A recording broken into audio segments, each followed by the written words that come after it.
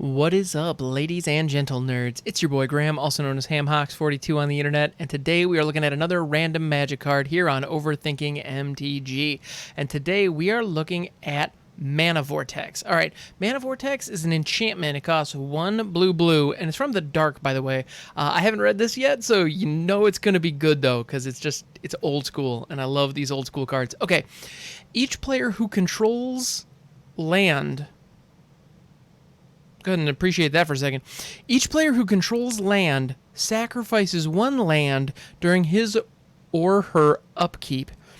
At any time there are no lands in play, Mana Vortex is destroyed. If you do not sacrifice a land when Mana Vortex is cast, Mana Vortex is countered. Wait, what? Okay, let's take a look at the Oracle text on this. Because I understand, okay, it's forcing people to sacrifice lands on their turn. So, like, I get that. And then if there are no lands in play, it's gone. It reminds me very much of Pestilence, how it deals damage to creatures, and then the moment there are no creatures, it just dies. It feels kind of like that, except it goes after lands, which feels really, really nasty. And also, not very blue. Yet, we're looking at... It's so blue, this is actually 2 blue pips.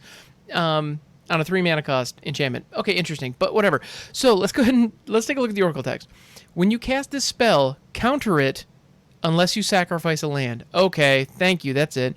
At the beginning of each player's upkeep, that player sacrifices a land. When there are no lands on the battlefield, sacrifice Mana Vortex. Okay, so you, the caster of Mana Vortex. So I'm actually really surprised that it says, when you cast this spell, counter it unless you sacrifice a land. If they were to create this nowadays, the way that would be worded is, as an additional cost to play this spell, sacrifice a land. Now, there is a distinction between an additional cost of sacrificing a land and counter the spell unless you sacrifice a land. Because the way that works is that's actually a triggered ability on the spell, if I'm interpreting it correctly. So when this spell hits the stack, an ability triggers that says, you know, you may sacrifice a land.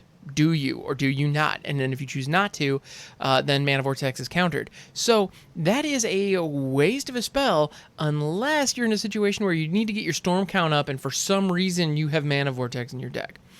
I'm at a loss for what deck would want this, because land destruction decks that, you know, well, that make sure you don't get re-invited to whatever play group you were in when you played said land destruction deck, tend not to run blue. So I'm a little bit, you know, I'm trying to figure out where this fits.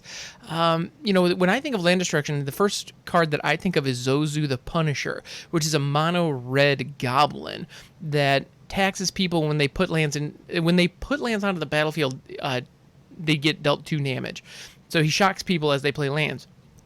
So a common way that people will play that deck is to destroy lands, make lands ineffective, force people to play more lands, and not execute on whatever their strategy is. So it makes sense in that case. Now, Mana Vortex, though, it's completely asymmetrical. It's forcing everybody to sacrifice a land at the beginning of their turn. So basically what you're doing is you're pumping the brakes on the progression of the game. Because at the beginning of everyone's upkeep, they need to sacrifice a land. Now, they can still play a land. However, that's a net. That's a net 0. That's no gain. So they don't progress into their mana curve. So never mind. I did think of the perfect place to put this. Ramp decks. A ramp or landfall strategy that leverages Growth Spiral and Uro, as we, you know, I mean, fortunately, Growth Spiral, I like that ban. I cannot speak highly of it. Speak highly enough of it. So, but that said, landfall strategies, you throw in Azusa, you throw in Tatiova, any card that allows you to get additional lands into play, and cards that benefit from getting additional lands into play. So that is the one kind of loop that I can see Mana Vortex really being powerful in, because you, the player who has access to all these other lands, will be able to progress further up the mana curve, whereas all your opponents are completely stuck. So that's rough.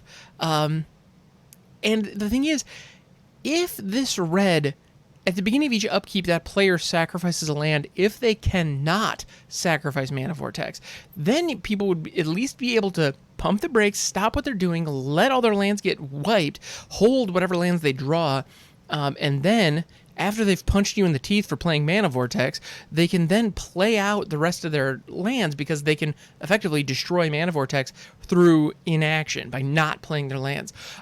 So that's, that would work. However, this is whenever there are any lands in play. So if you have a situation where you're loading the deck full, so if you have a deck that's 50% lands because you're doing a bunch of landfall stuff and you've got all these cards that draw you cards and then allow you to play extra land drops in a turn, holy cow.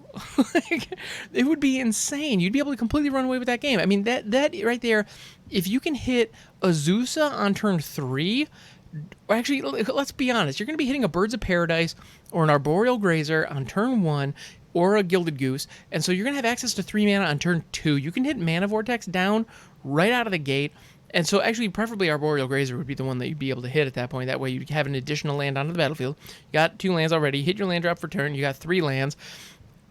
You can throw Mana Vortex at that point. If you went first, all of your opponents only have 2 lands if they're playing on curve. Then all of a sudden, they all have to sacrifice 1. They are all just dead in the water. I mean, I'm trying to think of commanders that you could actually play at that point. I mean, anything above a 3-drop or higher, if you hit that situation, I mean, that's the nuts with Mana Vortex. That is the kind of moment that when you hit that, your opponents just say, all right, good game, I'm out, and don't play that deck again. So this is one of those cards that I would bet it's actually, this is one of those I bet it's worth a surprising high amount, because Stacks is unfortunately a somewhat popular playstyle, despite being just reviled by the majority of the community. Yeah, it's just not fun, and that's what this allows. This allows ramp and landfall to turn into stacks with just 1 card.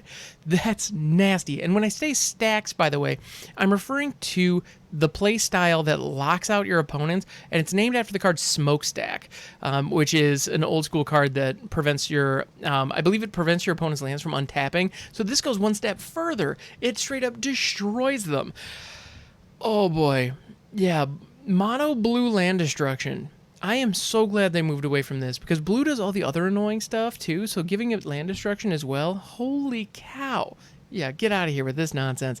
Yeah, this card is nasty in the right circumstance. But if you can't progress up the mana curve, if you can't take advantage of, if you cannot establish a mana advantage with this card down, so if you aren't powerful enough to fight against the current that this puts onto the battlefield, then all you're doing is being a jerk and stopping everyone from playing the game. But if you can take advantage of it, and if you can get an Azusa and an Elysian Dryad and an Explorer and all these other things out that allows you to drop multiple lands, and you have the lands, then all of a sudden you are able to establish an advantage that is very, very powerful and very real. And basically, this forces your opponents to get mana screwed, as long as you are designed to fight it.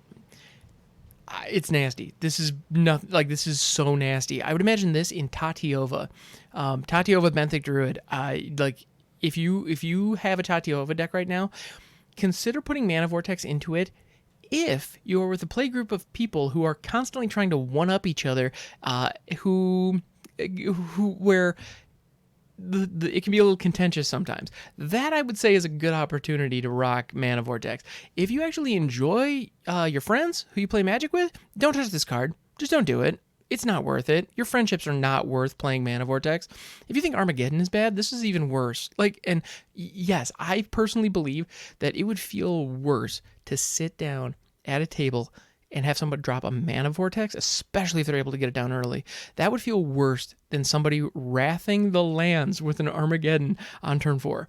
It would. Or actually the even worse thing is if an Armageddon were to hit on turn 10 when everything was fully set up. Unless you have Mana Rocks, in which case, well, okay, I guess I'll work with these. But Mana Vortex, it does it slowly. That's the other thing that I think is important to talk about. When we're looking at salty cards, with cards that you just get angry at, I personally find the cards that come out of nowhere and just smoke me when I thought I was ahead are annoying. I don't like them, but at the same time, I can respect them, and I play some of those cards. So who am I to complain? The ones that like eke out a slow advantage over time, those are the ones that really piss me off. If you ever have hung out on my stream before, you have heard me look at an opponent who was rocking like 5 planeswalkers, and you've heard me make the comment, well, it's going to take them a half an hour to beat me, so I guess we might as well just concede here.